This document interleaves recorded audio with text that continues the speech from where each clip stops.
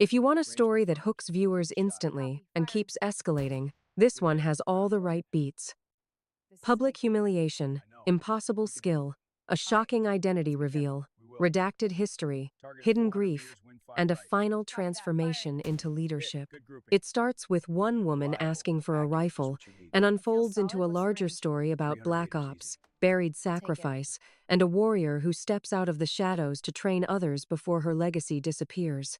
A woman with silver hair, dressed in a plain canvas coat, held the rifle as if it were a part of her. She moved with a quiet confidence that needed no help and felt no doubt. Several young men nearby started to snicker at her age. They suggested she pick a smaller firearm, something more suitable for a grandmother. She completely ignored them. Her actions were efficient and precise.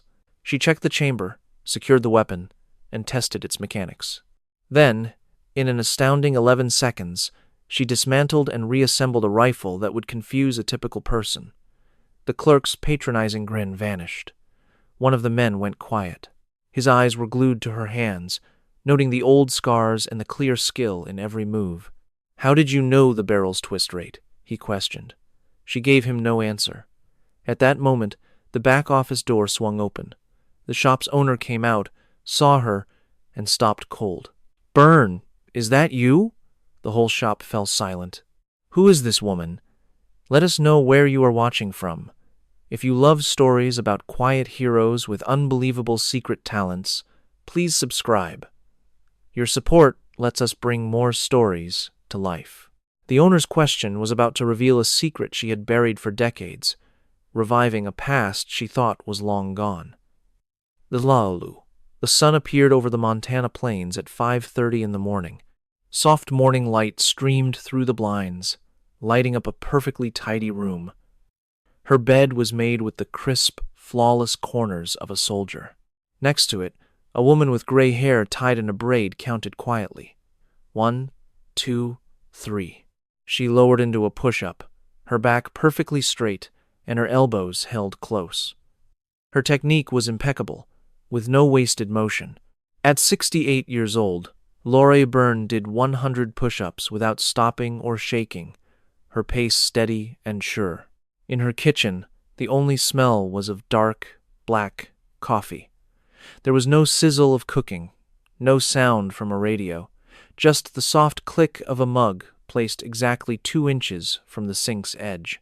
She stood and drank her coffee, her gaze fixed on a closet on the other side of the room. An olive-green military footlocker sat in the corner. It was locked with a combination dial, its numbers worn smooth by her thumb over the years. For 7 years, her fingers had reached for that lock every morning, only to pull back. On her wrist, a faded green paracord bracelet showed its age. As her coffee grew cold, she subconsciously traced its well-known knots with a practiced hand. There was supposed to be a second one. A very long time ago there had been. With a determined look, she finished her coffee in 3 swift swallows.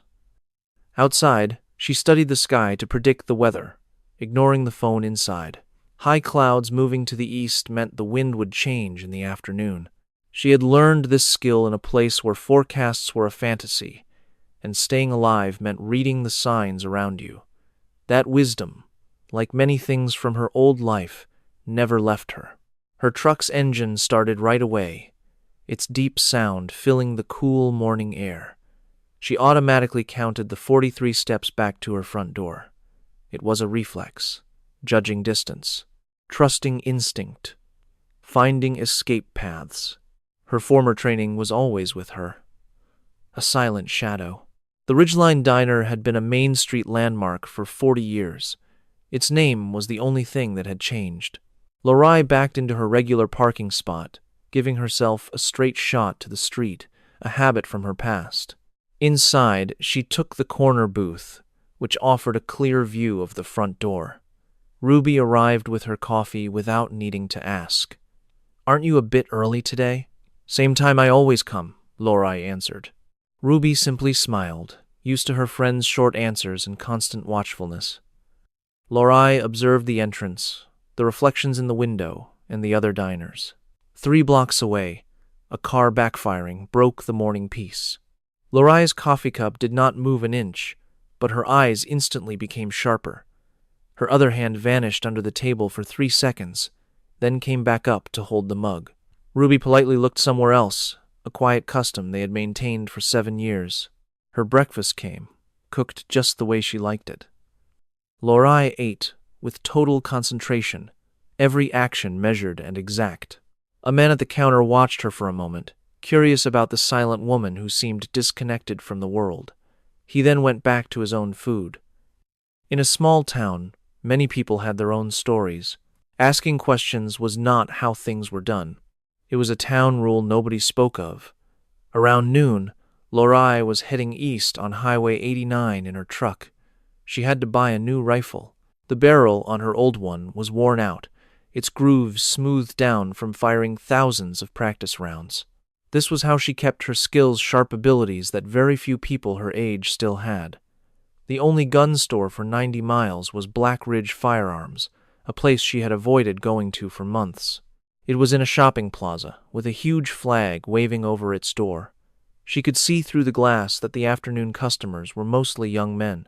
She saw men wearing tactical clothing, with patches she had known to be trouble 2 decades earlier. She sat for a full 2 minutes, her hand resting on the door handle as she calmed her breathing. This was only a transaction, nothing else. A bell chimed when she walked in at 3:47 in the afternoon. 3 men looking at scopes turned to look at her. In her simple coat, jeans, and work boots, she was obviously out of place. A younger man, with a pricey rifle case, nudged his buddy and smirked. His friend looked over, chuckled softly, and turned back to the display. Lorai walked up to the sales counter. A young clerk named Jay was organizing boxes of ammunition. He gave her a polite, practiced smile. "How may I help you, ma'am?" "I need to see the Remington 700 PCR, chambered in .308. Jay's smile faltered slightly. "That is a very advanced firearm. Are you sure you do not want something a little less complicated?" "I want the Remington 700 PCR, she said again. From across the store, one of the men yelled, "She probably needs it for deer season." His friends laughed. A muscle in Lorai's jaw twitched, but she kept her eyes forward. Jay looked uncomfortable. "We have some wonderful options for casual shooting," Jay offered. "They are lighter and have less recoil. Is it maybe a present for your grandson?" "I do not have a grandson." "Oh, right. Okay. I will go and get that rifle." He went into the back room. The group of 3 men came closer, gathering near the knife display to stare at her openly. Tyler, the man with the expensive case, watched her more intently. Something in the way she stood was unusual, her balance, how she commanded her space. He had seen it in combat veterans, but this woman appeared to be almost 70 years old. It just did not make sense. Jay came back carrying the rifle, a black tactical weapon built for long-distance shooting. He set it down on the counter carefully, as if she were fragile. Lorai picked it up. Her hands seemed to move on their own. She opened the chamber, cleared the weapon, felt the trigger, and checked the scope mounts. Her fingers moved with a skill that Jay could only imagine. There was no hesitation, no clumsiness, and no need for help. The shop went quiet. Her fingertips found a tiny mark on the receiver. It was an almost invisible etching, LB97. Those were her initials. That was the year she had consulted on its first design. Her breathing grew shallow, the same way it did when she saw a face that reminded her of a fallen teammate. Tyler moved in closer, his eyes fixed on her hands. He was seeing them for what they were. He saw the efficiency of their movement, a faint scar on her right hand, and the distinct callus on her left index finger that is only caused by one activity. "The barrel's twist rate," Lorai said softly. "Is it still 1 in 10? Jay was stunned into silence. "Yes. How did you know that?" "And the feed ramp is different. That is a non-standard modification." "That is not on the factory specifications," Jay said. "How could you know that?" Lorai did not answer. She put the rifle back together in a perfect 11 seconds. Her actions were economical and flawless. Placing it on the counter, She looked at Jay with eyes that held a story he could never comprehend. A new voice from behind her was full of scorn. I bet she thinks minute of angle is some kind of new yoga pose. This time, the laughter was louder, more confident. The man, Derek, was rich, and his new hobby made him feel powerful. It was obvious he had never been in real danger. Tyler was already on his phone, his expression changing as he read. He was digging through hidden forums, places on the internet most people never see. Legends were told of untraceable operatives, secret agents from a time before everything was digital. His eyes darted from Lorelei to his phone. A different customer nervously fumbled with some ammo, and a full magazine clattered onto the floor. It hit the ground. Lorelei moved with smooth precision, not panic. She caught it on the first bounce, safely cleared it, and put it back on the counter. The whole thing took less than a second. It was over in only 8 seconds. Her actions were automatic, perfected through endless repetition. For a moment, the gun store was completely still. Then, Derek's loud mouth broke the quiet. "Cute move, old lady. Is that what you do for fun at the senior center?" Some of the customers laughed with unease. Tyler, however, remained serious. He stared at his screen, connecting the dots. His friend Brock nudged him. "Hey, what is going on?" Tyler spoke quietly, his tone serious. They used to tell stories about the original female operators, way before they were public. The legend felt like a myth. Maybe it was just that. Tyler observed Lorelei's hands, noticing old scars and thick calluses from hard use. He watched her posture, alert to everything without appearing to pay attention. "Look for yourself," he insisted. When Brock glanced over, his smile disappeared. Lorelei looked straight at Jay. "I will take this one, of course. Let me get the paperwork." Jay fumbled with the documents, visibly shaken by what he was witnessing. This was not the person he had assumed. "May I see your license and registration, please?" She pulled them from her coat. Everything was perfectly legitimate. Feeling confident with a few people watching, Derek stepped closer. He assumed mocking an old woman was harmless. "Ma'am, no offense, but maybe leave this to the pros. This is a powerful tool, not a garden spade." Just then, the door to the back room swung open. A man in his mid-50s walked out with a clipboard. He was Garrett Vance, owner of Black Ridge Firearms for the last 12 years. A Marine Scout sniper tattoo was visible on his forearm. He moved with a military discipline that 2 decades of civilian life had not erased. He kept his eyes on the clipboard while talking. "Jay, get on the phone with our supplier about those scopes. Our inventory says 0, and I have got 3 customers on a list." He then glanced up and froze, seeing Lorelei. His clipboard fell, and papers went everywhere. All the color drained from his expression, quickly followed by a deep flush. His posture straightened immediately. He whispered a single name, Byrne. Her gaze locked with his. Instantly, 23 years disappeared. Garrett was a young soldier again at Fort Bragg, standing before a teacher who was a better shot than men half her age. He remembered her uncanny accuracy, a quiet talent that put the most confident marksman to shame. He thought of the rumors about her past and her future. Nobody ever dared to question her. Even her own unit understood that some topics were off limits. He crossed the room in 4 fast strides, ignoring the customers and their stupid comments. He stood in front of her, his voice filled with a seriousness no one had ever heard from him. "Ma'am, this is a true honor." The entire store fell into a profound hush. The laughter died. Derek's mouth hung open. Tyler's eyes were wide with shock. Brock looked back and forth from Garrett to Lorelei, completely confused. The level of reverence from the laid-back shop owner was stunning. Jay managed to ask, "Boss, you two know each other?" Garrett did not take his eyes off Lorelei. "How many years has it been?" 23, she replied evenly. "The shooting competition at Fort Bragg." Her tone was unwavering. 2001. No, that was Panama. Garrett's memory sharpened as he nodded. "That is right. Panama." "Good Lord." He faced the room, his voice cutting through the silence. Everyone, pay attention. He pointed at Lorelei. She saw active duty before any of you were born. Her name is Chief Petty Officer Lorelei Byrne, retired, from the Navy's Special Warfare Unit. Tyler's hands were shaking as he spoke the words from his phone, his voice a quiet murmur. Lorelei Byrne served in secret operations from 1979 to 2001. She trained Marine Scout snipers. She managed the M24 rifle tests, an advisor on marksmanship standards. She was. His voice faded. He looked from his screen to her and back. You were in that group. One of the very first women.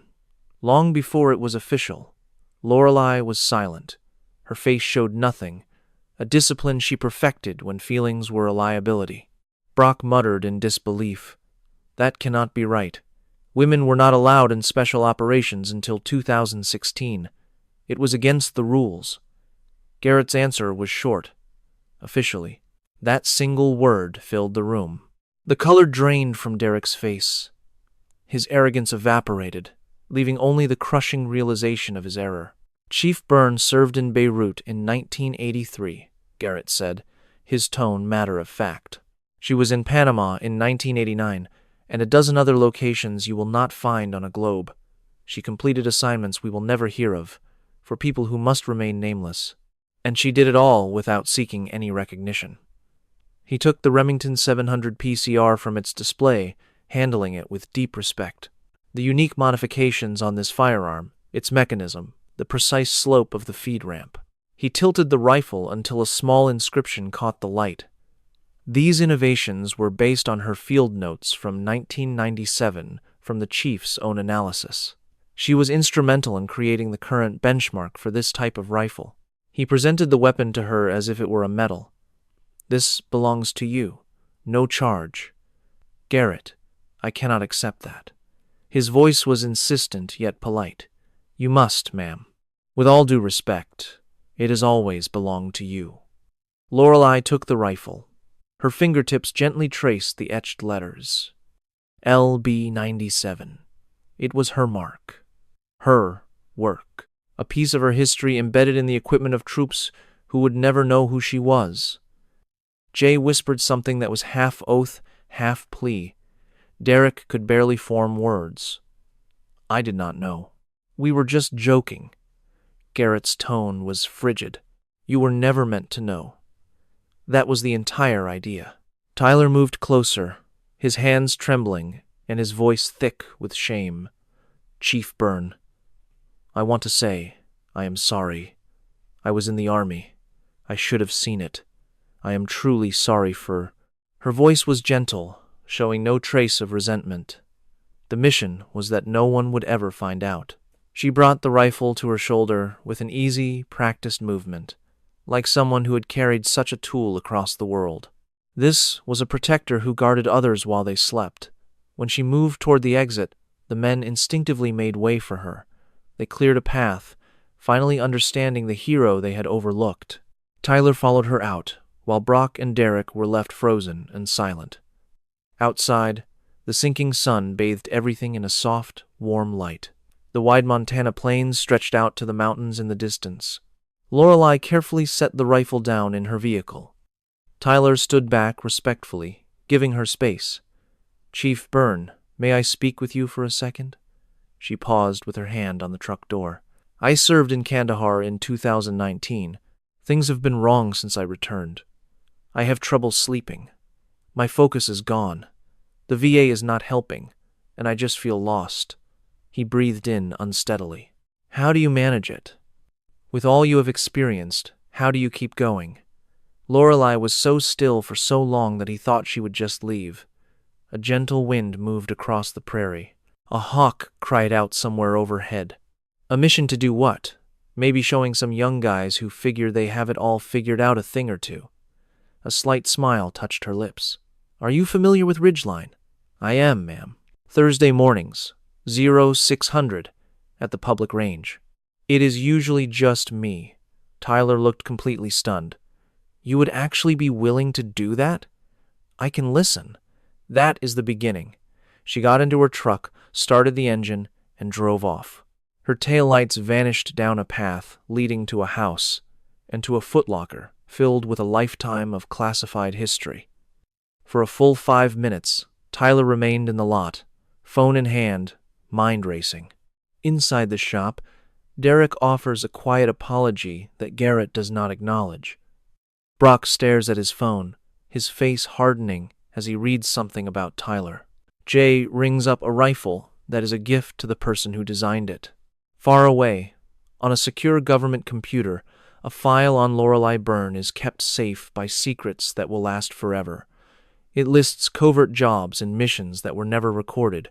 Her actions protected countless people and influenced the course of events, all done from complete anonymity. When the sun sets over Montana, Lorelei sits on her bed, looking at a footlocker. She slowly reaches for the latch. Her hand pauses over the old lock. Within it is the history she has guarded for 7 years. It holds the pieces of a hidden existence. It is the only evidence that she was part of a world that claimed she was not there. She chooses not to open it, not this evening. Yet, for the first time in a long while, she wants to open it in the near future. Maybe this Thursday, after she sees Tyler. The thought of passing on her knowledge instead of hiding it makes her lower her arm. She rests on her bed, still dressed, and stares at the ceiling. In her mind, she can picture the faces of new recruits. Some of them never returned. The bracelet she wore was one of a pair. The other is tucked away in a box, connected to the dog tag of a fallen friend from a forgotten conflict. She closes her eyes, inhales deeply, and starts a mental count to 100, an old training exercise. For many years, that count was her anchor, a way to maintain control in chaos. Thursday was in 2 days. At 0600, she would be setting up targets at 300 yards and judging the wind, preparing abilities that had not been used in a very long time. She had a feeling Tyler would be there, probably with Brock in tow. Others might show up too, since word gets around fast in the veteran community. The message was clear. Chief Byrne had returned and was on her way to Ridgeline. This was the Chief Byrne of legend, a woman often seen as just another town local, but who was every bit the figure from the stories. Her house was quiet and dark. Outside, a breeze made the pine trees whisper. A Montana evening can have a bite to it, even in July.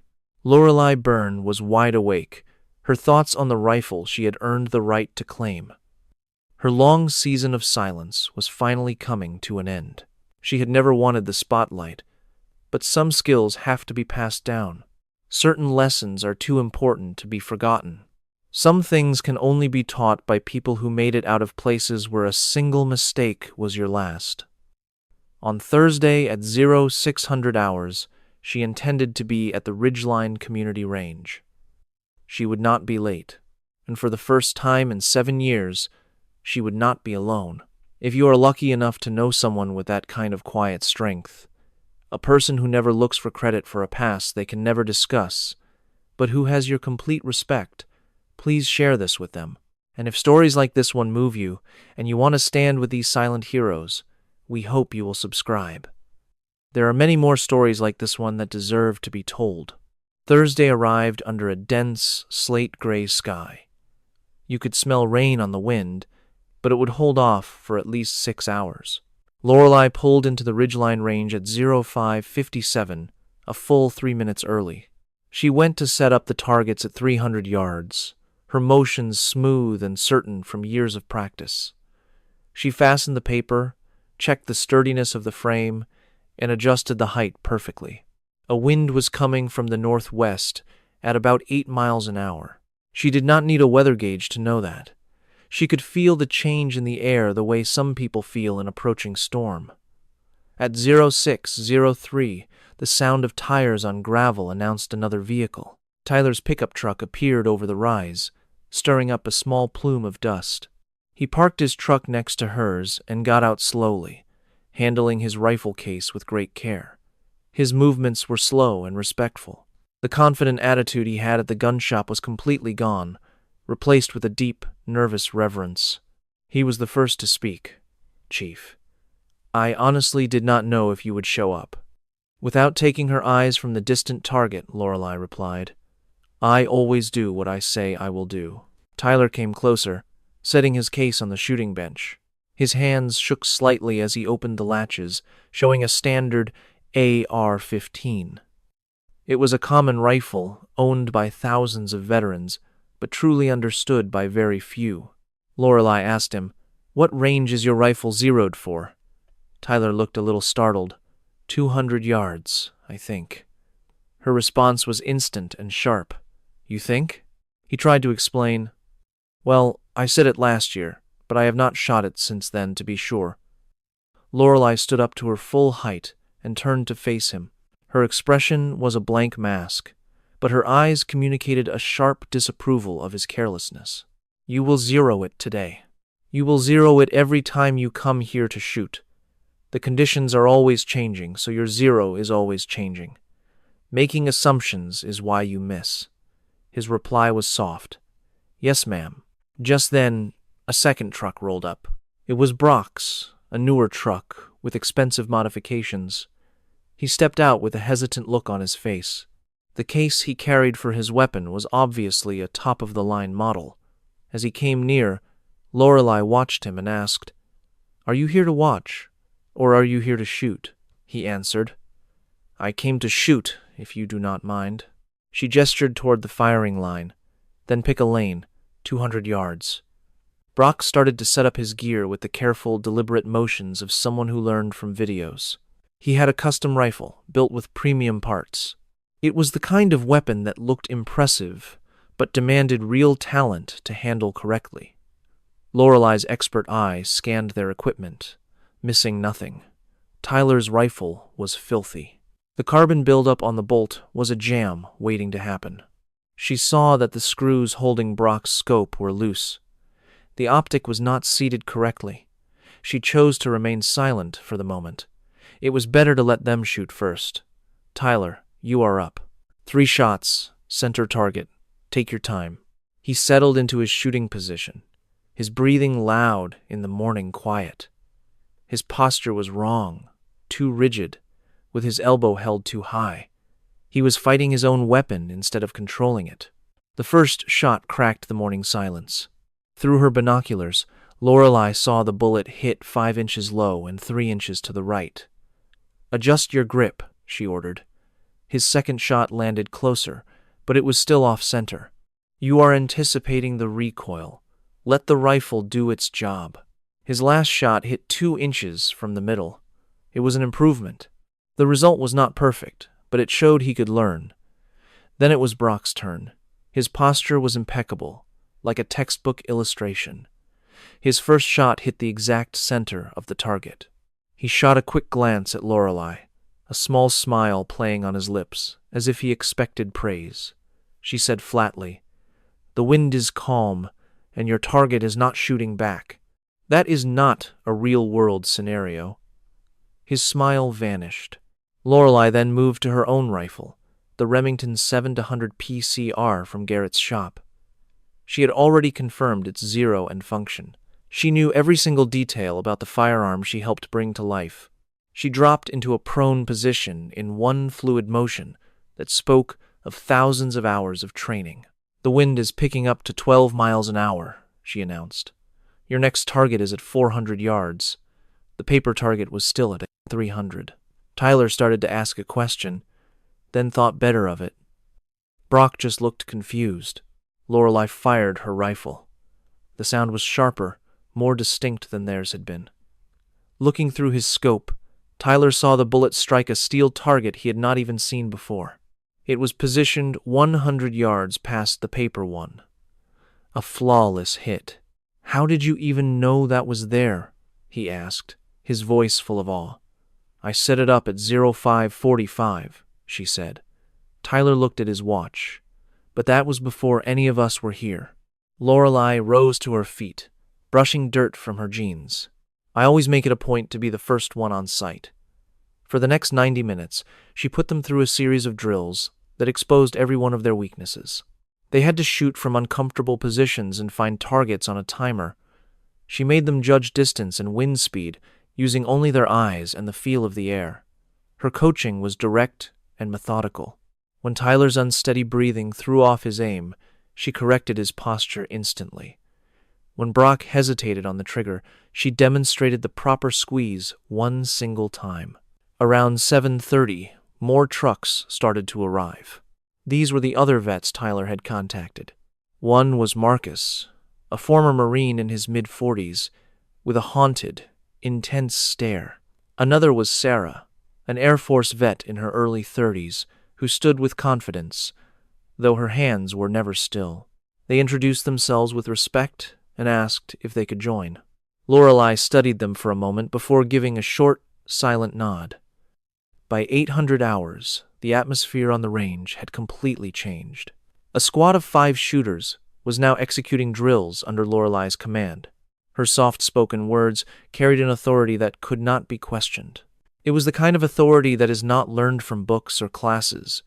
It is earned by leading people through situations where a moment's doubt is fatal. All of a sudden, Marcus's rifle jammed. His hands froze on the weapon. The change in him was stark. He was no longer on a firing range in Montana. His mind was trapped in a dark and violent memory from his past. His breathing became rapid and shallow. Sweat broke out on his forehead, even though the morning air was cool. Lorelei was at his side before anyone else had even reacted. Her voice was low, meant for his ears alone.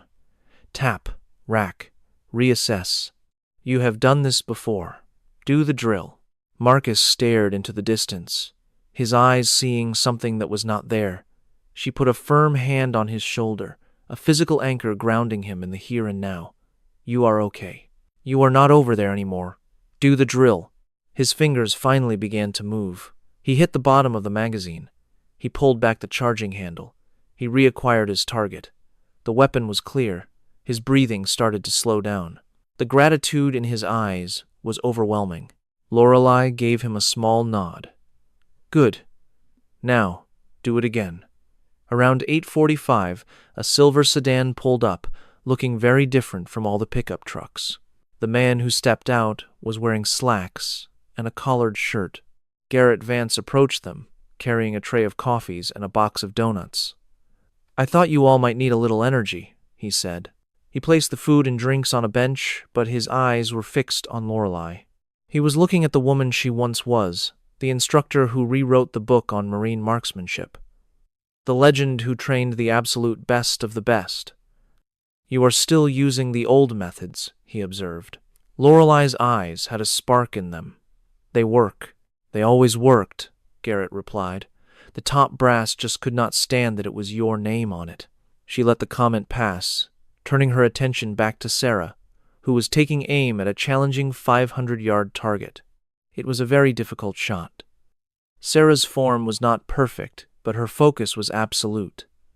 Garrett stayed and watched for another 10 minutes or so. When they took a short break, he walked up to Lorelei. Can I ask you something? She just nodded. So, why do this now? You have been in Ridgeline for 7 years and kept to yourself. What made you decide to change? Lorelei's eyes went to the distant, snow-covered peaks. She looked over at her new students, who were finally getting the training they deserved. I was tired of carrying this weight alone. Garrett nodded slowly, understanding everything. He didn't need to ask for more. Fort Bragg in 2001 was a memory he understood well. He was familiar with the cost of that life. He saw soldiers come back, their bodies whole, but their minds scarred forever. He knew about the classified careers and the memories that were never shared. If there is anything you require, he offered, the range, equipment, just let me know. I will, she said. He set down the food and drove away. Lorelei drank her coffee, watching her students improve with each shot.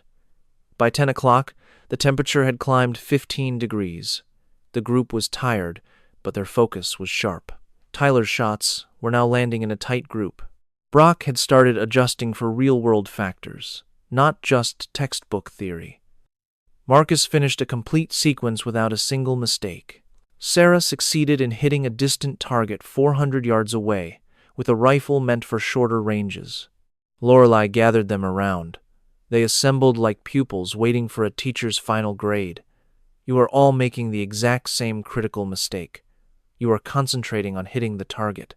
That is not your goal. Tyler's expression was one of confusion. Isn't that the whole reason we are here? Hitting the target is the result, she explained. Your purpose is perfect execution.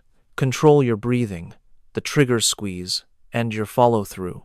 The bullet will go where it is supposed to. She lifted her own rifle, falling into a flawless stance. She fired 3 quick shots at a target 600 yards downrange. Her rhythm was mechanical. Inhale, exhale, squeeze. The scope revealed 3 bullet holes grouped closer than a man's fist. The target does not matter, she stated. The process is what matters. The impact is just proof that you did everything correctly. Her students looked on, completely silent and amazed. Sarah was the first to find her voice. How many years of work did that take? 30 years. Every day, that number just stayed in the air. 30 years. An entire life dedicated to a skill that almost no one could ever hope to perfect. But you weren't just practicing at shooting ranges, were you?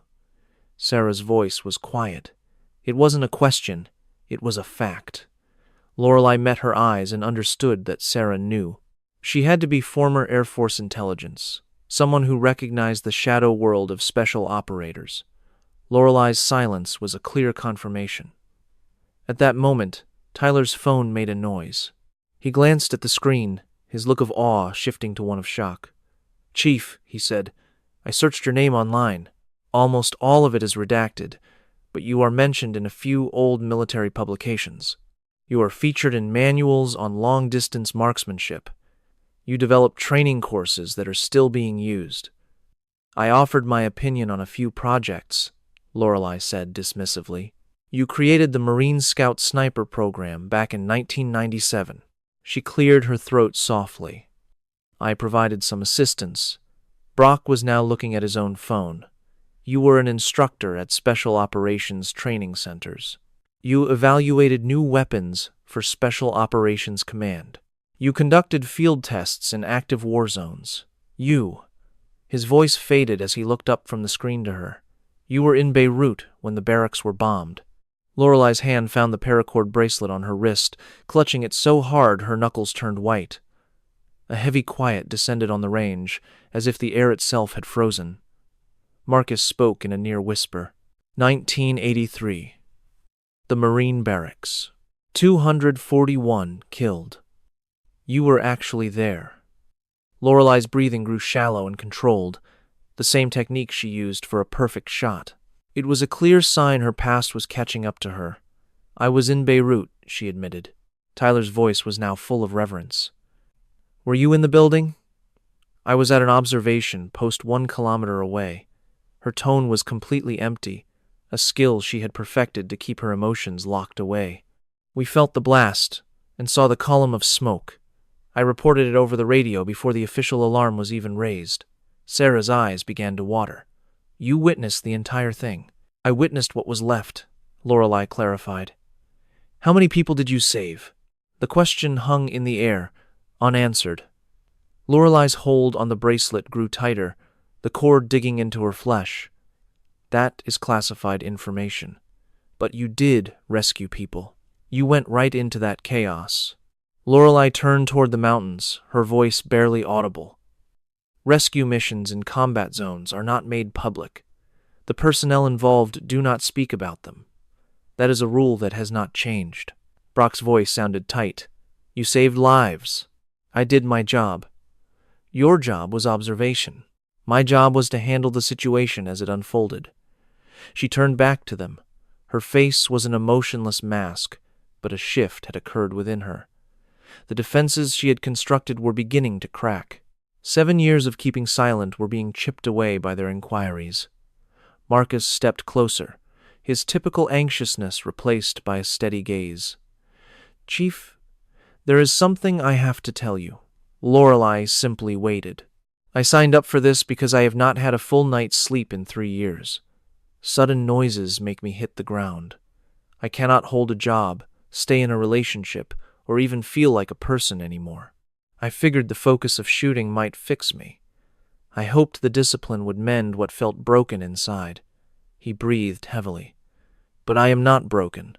I am just carrying a weight I do not know how to put down. Watching you, the way you teach and live, it showed me something. The weight does not vanish. You just find a better way to hold it. Lorelei met his gaze. The burden is always there. So how do you carry on? How do you wake up each morning? You find a reason. You find something to protect, no matter how small.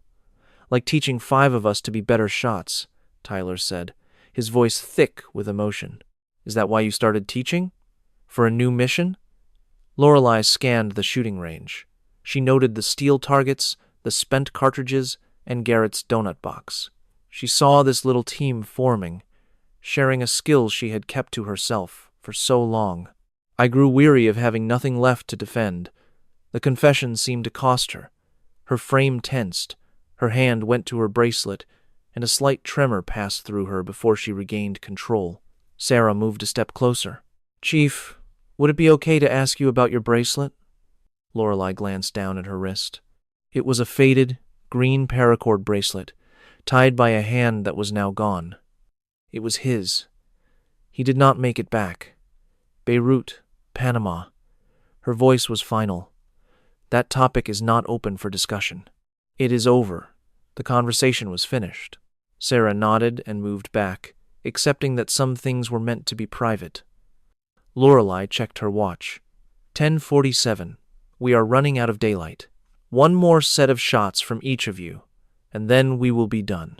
They returned to their positions on the firing line, but as they resumed shooting, the entire feeling had changed.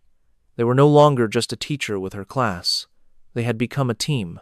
They finally saw her not only as an expert, but as the living legend she was. She was the kind of soldier that other soldiers only talked about in hushed tones, a myth whose real history was sealed away for 75 years. Tyler fired his last shots. All 5 rounds struck a 6-inch area at 300 yards. It was not flawless, but it was clear improvement. Progress happens in small steps. Better, hearing that one word from Lorelei was more rewarding than any medal. A smile slowly formed on Tyler's face. By 11:15, the range was silent. The brass had been gathered, the targets were taken down, and all the equipment was put away. The shooters stood by their vehicles, sensing that something significant had occurred, but they had no words for it. Lorelei put her rifle case inside her truck. Garrett's old coffee cup was sitting on a bench. When she reached to throw it away, she noticed the name written on it. It was not her name. It was a name she had not seen in 23 years. Her hand stopped moving. The cup began to tremble. Chief. Tyler had come up directly behind her without making a sound. It was the first time she could recall anyone getting so close to her without her noticing. The realization was extremely disturbing. Are you all right? She tossed the cup into the trash and turned to look at him. I am fine. You do not appear to be fine, I said. I am fine. The sharpness in her voice was like a blade. Tyler took a step back, raising his hands as if to show he meant no harm.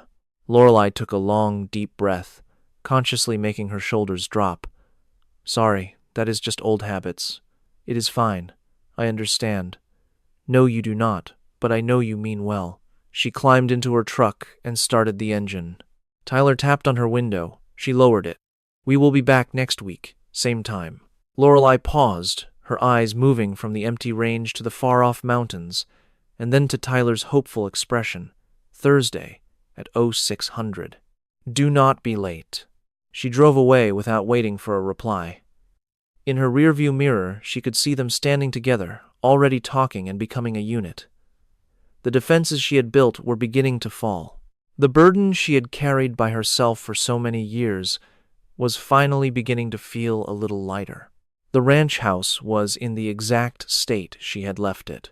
Her bed was made with perfect military-style corners. A knife in the kitchen was placed at an exact 90-degree angle on the board. Her coffee cup was set precisely 2 inches away from the sink.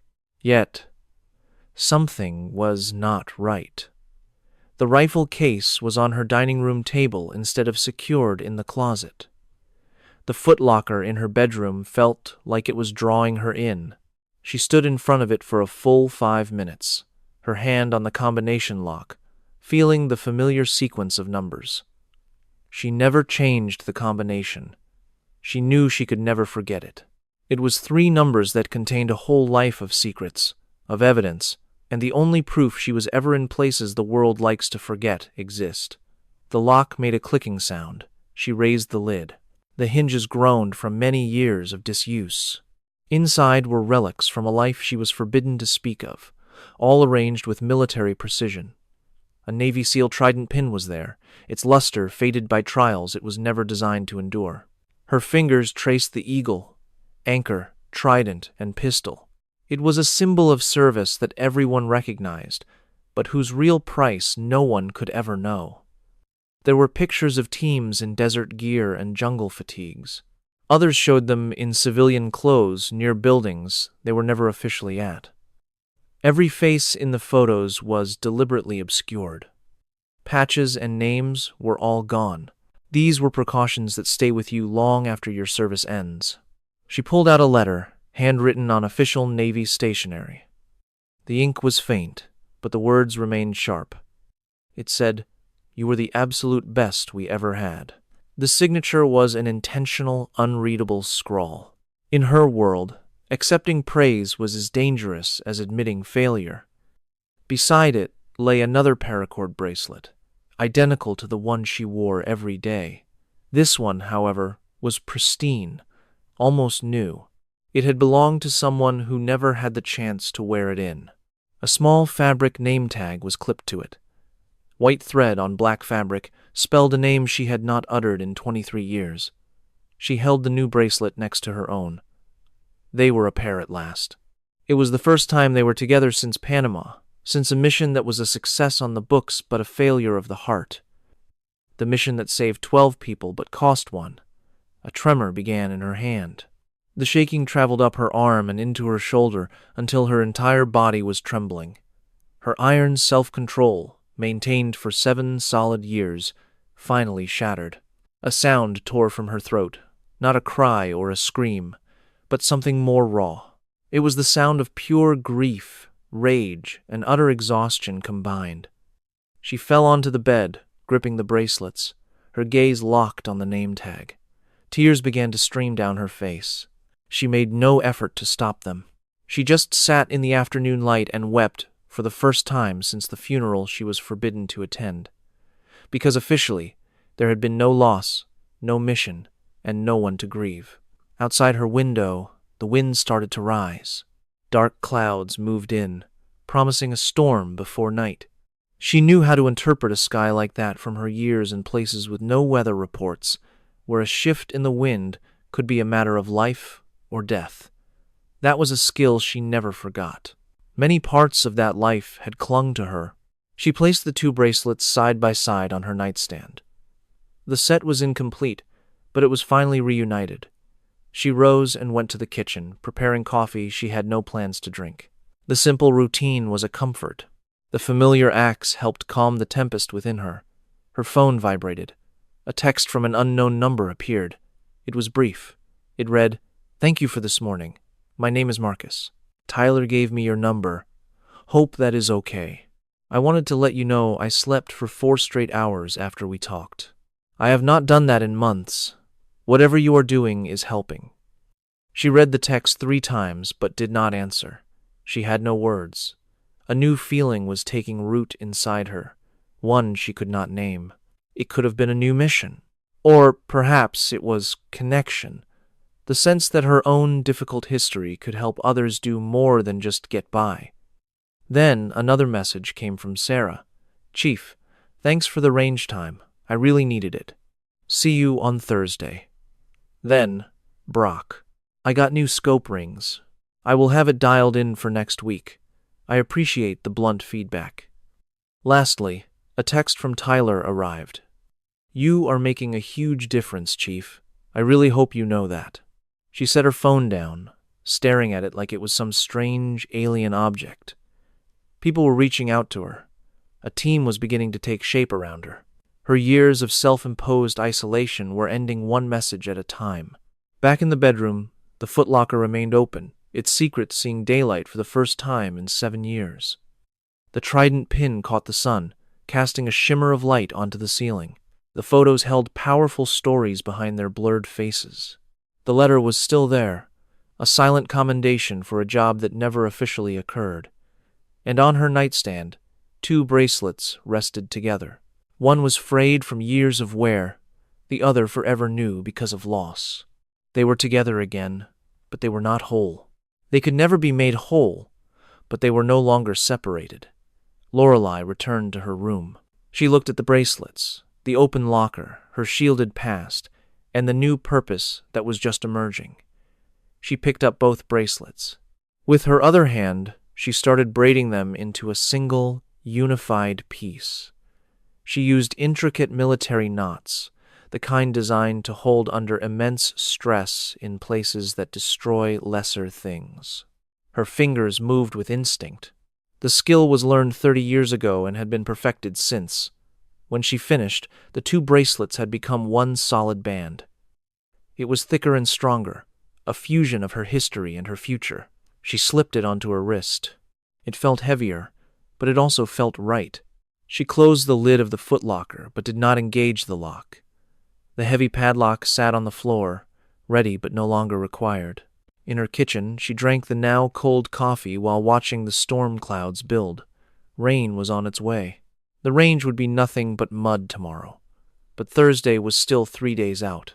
That was more than enough time for the ground to dry. It was time for her students to train. And it was time for her to design their next lesson, the kind that elevates shooters into professionals. Her phone buzzed again. It was Garrett.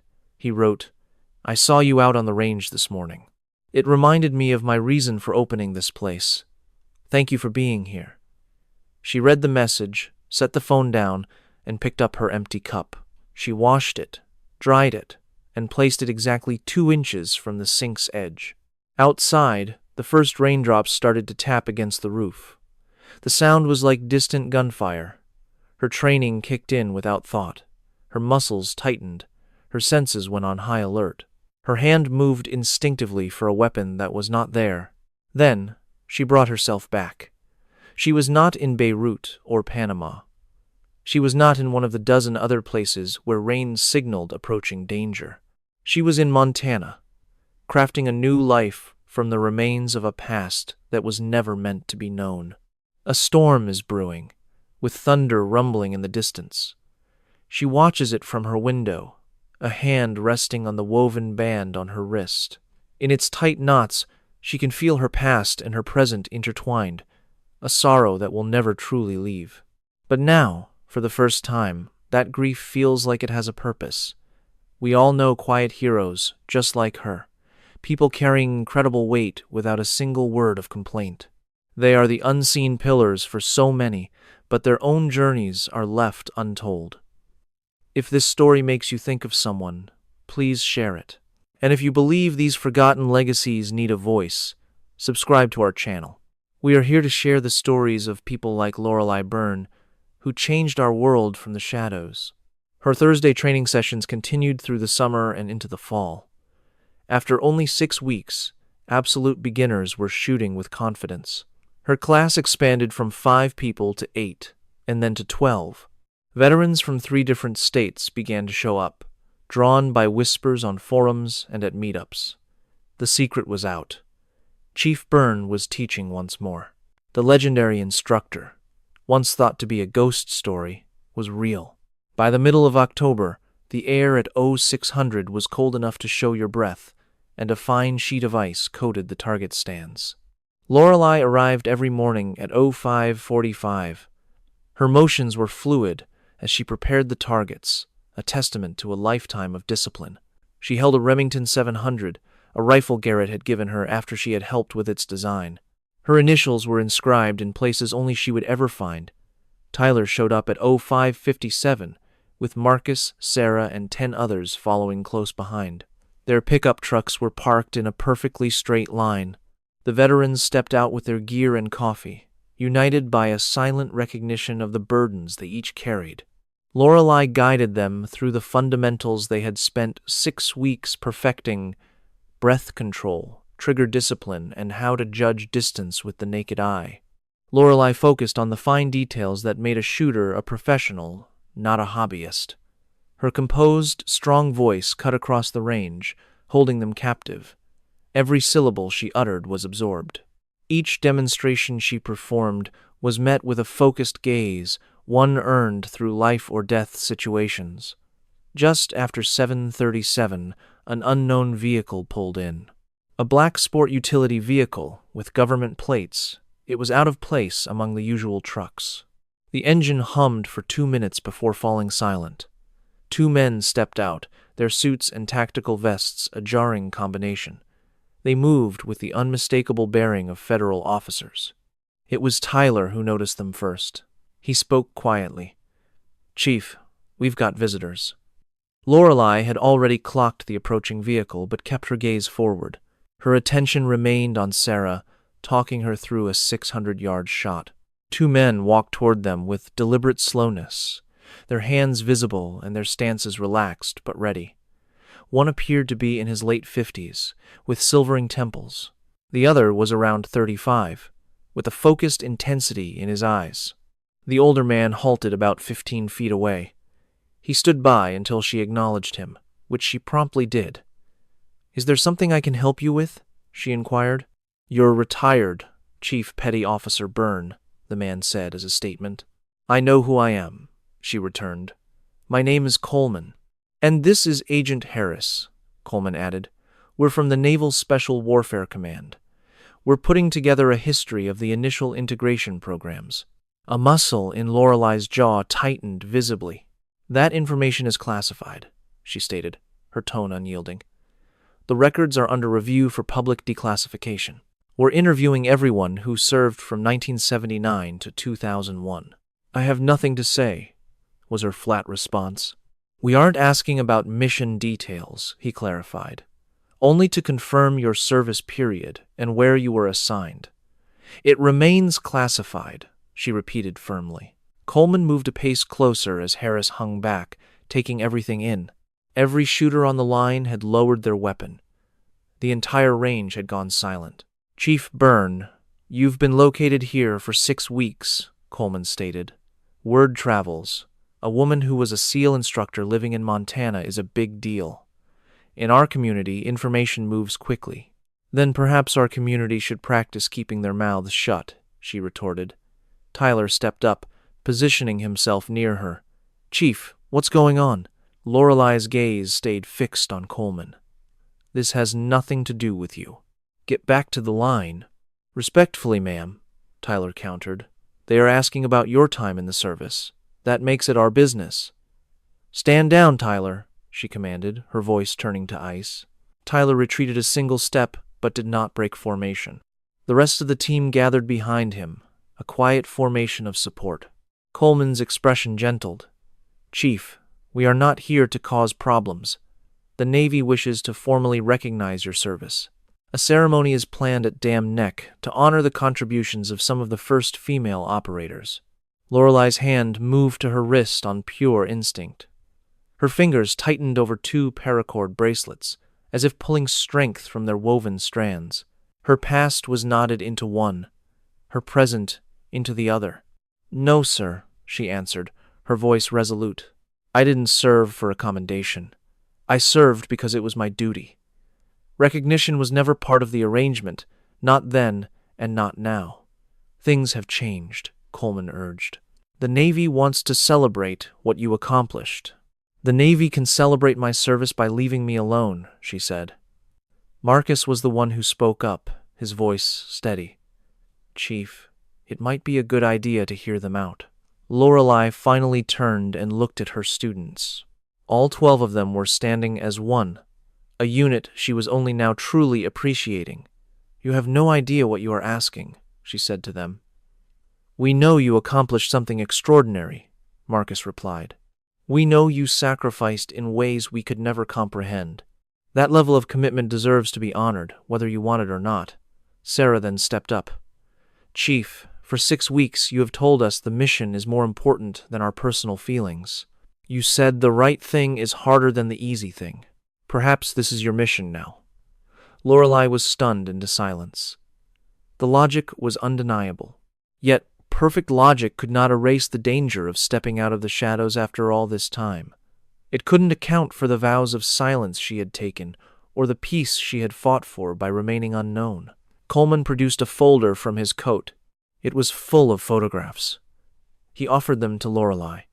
They were old black and white images from the 1980s and 90s, capturing training exercises and operational briefings. A much younger version of Lorelei was unmistakable in 3 of the photos. It was definitely her. "These are being added to the official Navy archives," Coleman explained. "Your history is about to become public record. So this story is coming out, with or without you," he told her plainly. "The only choice is whether you tell it or if somebody else does." Lorelei's breathing grew shallow as she fought to control her reaction. "Who are the other people in these pictures?" she asked with urgency. "Individuals whose families gave consent and others who are gone and have no family to consult." The second bracelet on her wrist, the name stashed in an old footlocker. The man who did not return from Panama. His name could finally be said aloud. His sacrifice could finally be known. Lorelei faced the choice of whether that public recognition was worth her own private agony. Tyler moved to stand right at her shoulder. "Chief," he said, "no matter what you decide, we are with you." Marcus took up a position on her other side. "You showed us how to face the hard stuff. We can face this with you." One after another, the rest of the team formed a loose circle around Lorelei. It was not an enclosure, but a barrier of support. It was proof she was no longer alone. The family she had forged on this range was real. Lorelei's gaze shifted from Coleman to the photos, and finally to the students whose loyalty now surrounded her. When she spoke, her voice was low but firm. "If I agree to this ceremony, I have terms." "Name them," Coleman replied. "The fallen must be honored with the greatest possible respect. They will receive full military honors, and their families are to be informed with dignity. No politics." "Agreed," Coleman said instantly. "And my team will be present." She gestured toward the 12 shooters. Coleman took in the group of veterans, who had created a protective ring around a woman they barely knew but trusted completely. "We can make that happen," he confirmed. Lorelei gave one sharp nod. "In that case, I will think about it." "I need your answer by Friday," Coleman said. "You'll have it." He held out a business card. "Here is my number. And Chief, I am being completely sincere when I say thank you. For your service then, and for what you do now. All of it is important." He and Harris returned to their car and departed. A profound quiet fell over the shooting range. Tyler was the one to break it. "Chief, are you seriously considering this?" "I don't know yet," she confessed. She walked back to her spot, raised her rifle, and fired 3 flawless shots into a target 700 yards away. Her form was perfect, honed by 30 years of practice. Inhale, exhale, press. It was how she brought order to the world. Her students took their positions again. The training resumed, but something had shifted.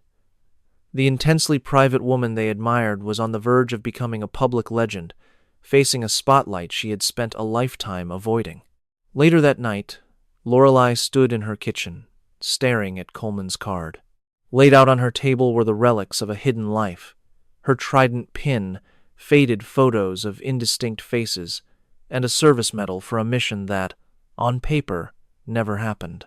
Next to them, on a worn piece of cloth, was a name she had not spoken in 23 years. She took her phone and dialed the number Tyler gave her. He picked up immediately. "This is Tyler." "Tyler, it is Lorelei." "Chief, is everything okay?" "I need your opinion on a situation. Anything, of course. If you had the chance to honor a fallen friend, someone whose sacrifice was a national secret.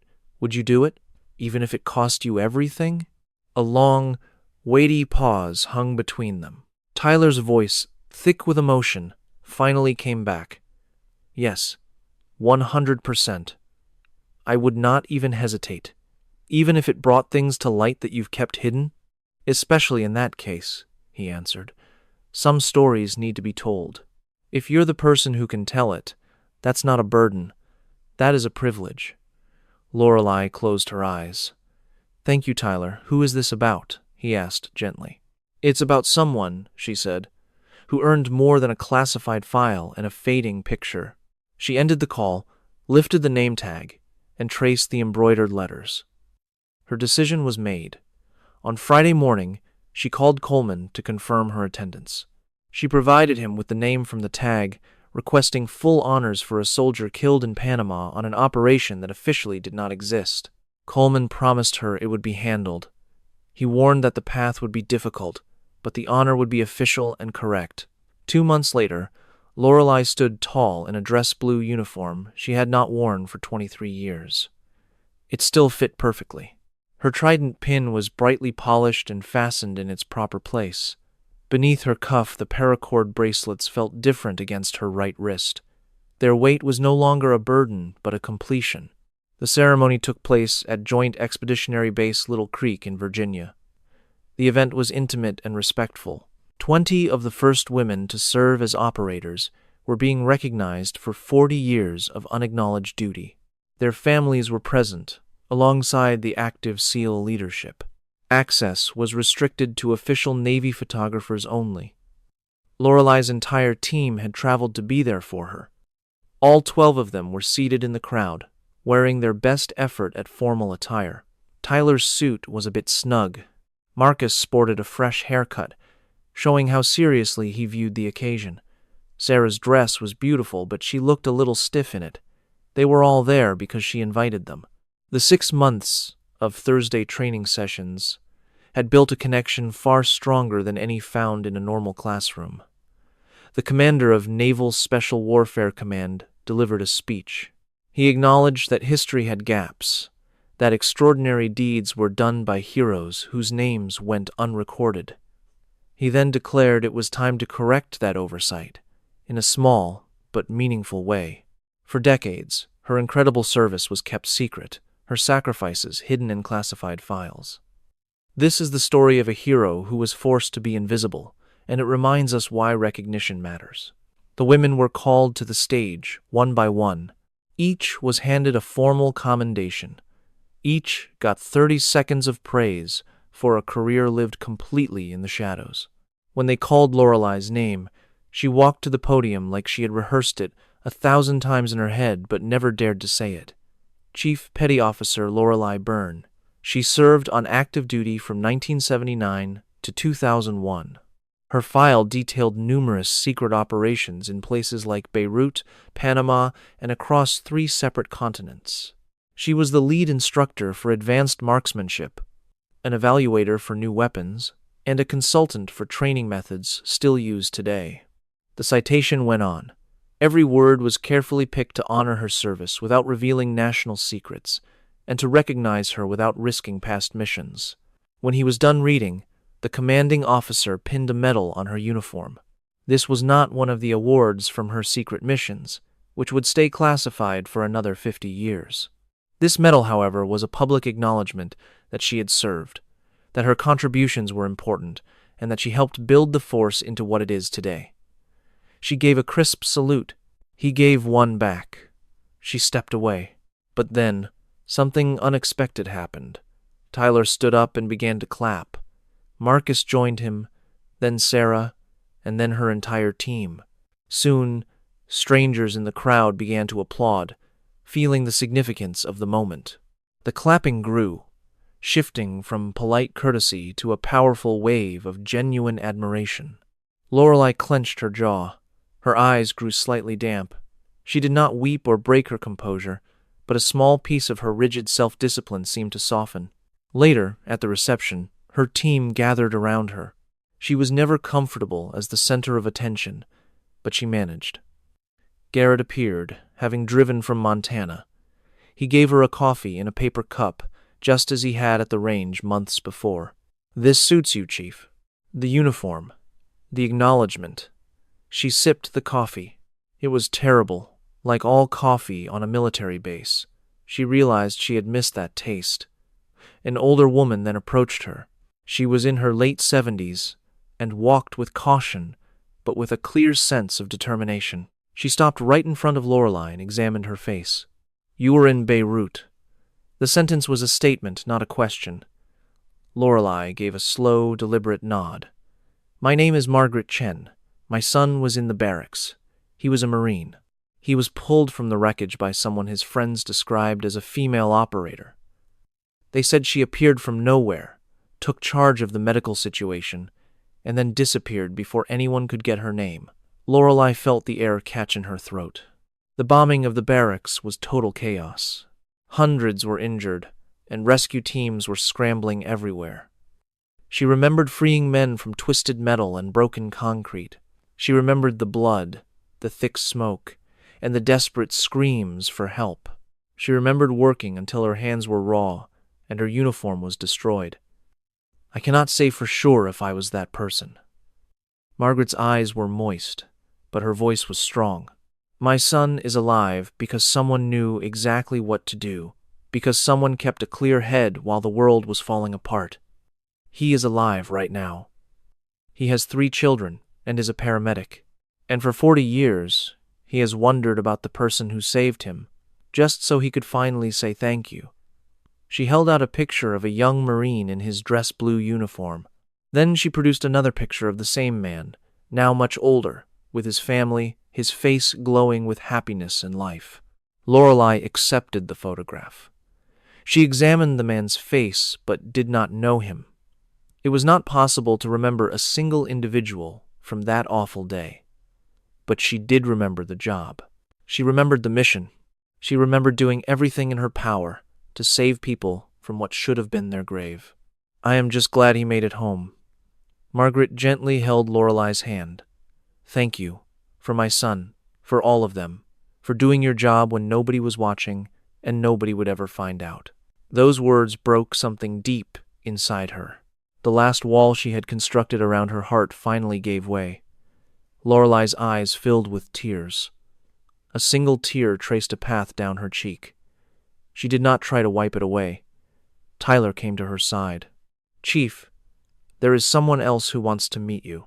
He gestured to a man in his 60s who was in a naval officer's uniform. His face seemed familiar, but older. It took Lorelei 3 seconds. Then the memory struck her with a physical force. The man stepped closer and extended his hand. "Chief Byrne." "It has been a very long time." "Commander Parsons." He was a retired captain now. He gave her a warm smile. "I was at Bragg in 2001. You taught the advanced marksmanship class. You fundamentally changed my entire approach to shooting." "I remember you," she said. He continued, "I went on to become the training director for 3 separate SEAL teams. I took your methods and trained hundreds of operators. Every single one of them was a better shooter because of what you showed me." He stopped, looking straight at her. "You saved lives, Chief, not only in Beirut or Panama, but with every operator who returned home safely because you made them sharper, quicker, and calmer under pressure. That is your real legacy, whether you know it or not." Lorelei was at a complete loss for words. All her emotions felt raw and exposed.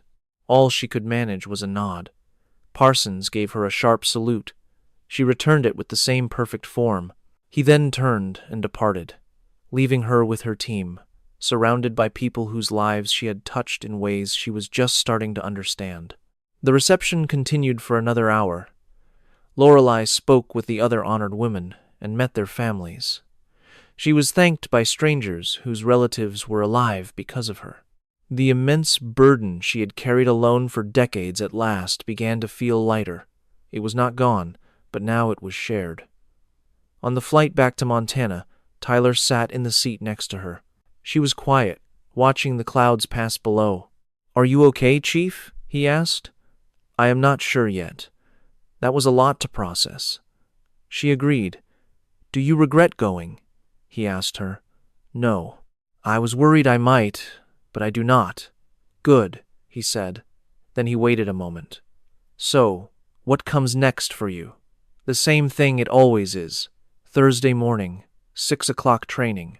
"So, nothing is different?" he asked. "Everything is different," she said, "but the work continues." The plane landed in Montana near midnight.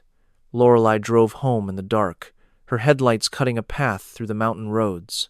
The ranch house appeared just as she had left it, but when she stepped inside, the entire place felt different. The old footlocker in her bedroom was now open. Its contents were no longer concealed. The trident pin was on the fireplace mantel, next to old team photos and new pictures of her students. Her past was finally at peace with her present. She changed out of her dress blues. If you believe that good people deserve to be seen, please share this hero's journey. She hung her dress uniform in the closet, not to be put away, but to be kept ready. The woven bracelets from her wrist were placed beside her name tag to rest for the night. After she made some coffee, she stood at her kitchen window and watched the stars emerge above the dark mountains.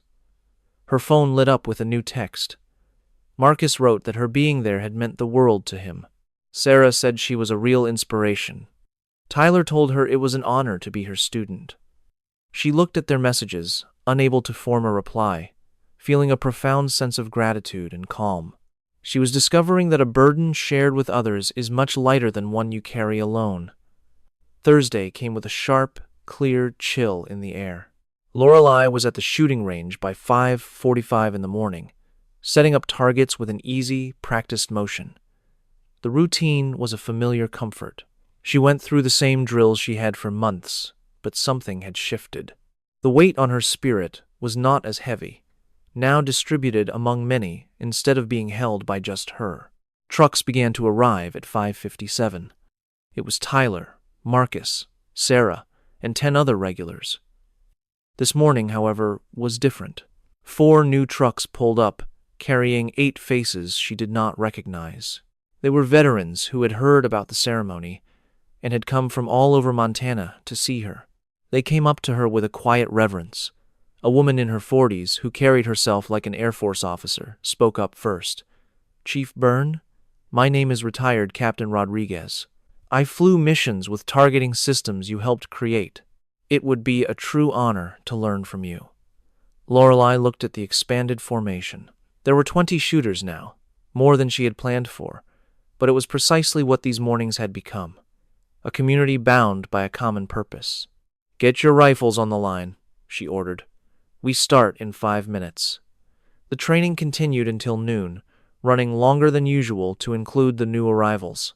Lorelei moved among them with expert patience, correcting someone's stance or steadying another's breathing with the same dedicated focus for everyone. Every shooter, from the novice to the veteran, got her complete attention. Garrett showed up during a brief pause, carrying fresh coffee and sandwiches for everyone. He arranged the provisions and joined Lorelei while the team took a rest. "What you are building here is incredible, Chief," he murmured. "This is bigger than just marksmanship. You are forging a family, sharing your wisdom, and giving them a purpose." He nodded towards the group. "Look at them. This is not just target practice. They are absorbing everything from a person they deeply admire. Someone with incredible talent, discipline, and a spirit that will not quit." "That is high praise," Garrett finished. Lorelei observed her trainees. She saw Tyler guiding a new arrival with their rifle scope. Marcus was demonstrating the proper form for lying flat. Sarah was teaching a younger shooter how to interpret the breeze. The expertise was flowing from person to person. Her small community was growing into a powerful team. The work went on. That evening, Lorelei was at her desk, surrounded by photos. Images from a trunk sealed for years were mixed with snapshots from the morning. She arranged them by date, tracing her journey from a secret operative to a lone wolf, and finally to this new chapter she was just beginning to understand. She selected 2 photographs and set them side by side. On the left was her old unit from 1997, faces concealed by combat gear, full of youthful confidence on missions that changed history in secret. On the right was her new team, 20 shooters, faces clear and smiling under the Montana sun, creating a new kind of family. The two halves of her life were no longer walled off from each other. Choosing to teach had finally closed that gap. She placed both pictures on her mantle with equal reverence. In the center, she put her trident pin. The pin represented the service that made her and the cost that forged her. She slipped the intertwined paracord bracelets onto her arm. Their familiar weight was comforting. Her hands moved over them without thought, while she made dinner and maintained her firearm. As twilight fell across Montana, she sipped her coffee and gazed at the mantelpiece. It was evidence of an existence finally emerging from the shadows. Her phone vibrated with a message from an unknown number. "Chief Byrne, this is Commander Walsh with Naval Special Warfare. We want to talk about you consulting on our new training methods." A single word followed. "Interested?" She read it over, considering what it meant. Replying would pull her back into the world she had left 23 years prior.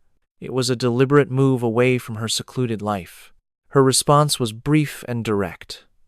"Send the information. I will look it over." The job is never really done. The objective shifts, but the principles do not. Expertise, concentration, and absolute commitment. Walking to the mantel, she lightly touched the images of her past and present comrades. Her two worlds were at last joined, a choice to embrace her past rather than conceal it. She realized that certain sacrifices must be recognized, especially for the people who never asked for recognition. The first stars appeared in the darkening sky outside. She knew them well. They were the same stars that had navigated her across 3 continents when all electronics went dark.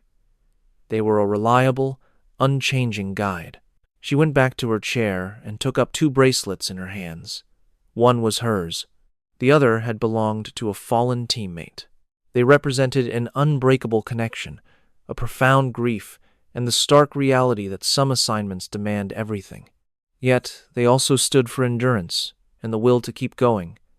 They were a silent vow to pass on her knowledge, to help lighten the load for the next generation. Thursday would arrive, just like always. 6 in the morning at the Ridgeline Range. 20 shooters would show up, perhaps more. The family was expanding, and Lorelei Byrne, a person who had spent years in obscurity, was finally being seen for the right reasons. Not for awards or commendations, but because the new mission demanded it. Because wisdom is worthless if kept secret. And because her trainees earned the right to learn from one who had faced it all and lived to tell the truth. She placed the bracelets on the table, her eyes lingering on the photographs.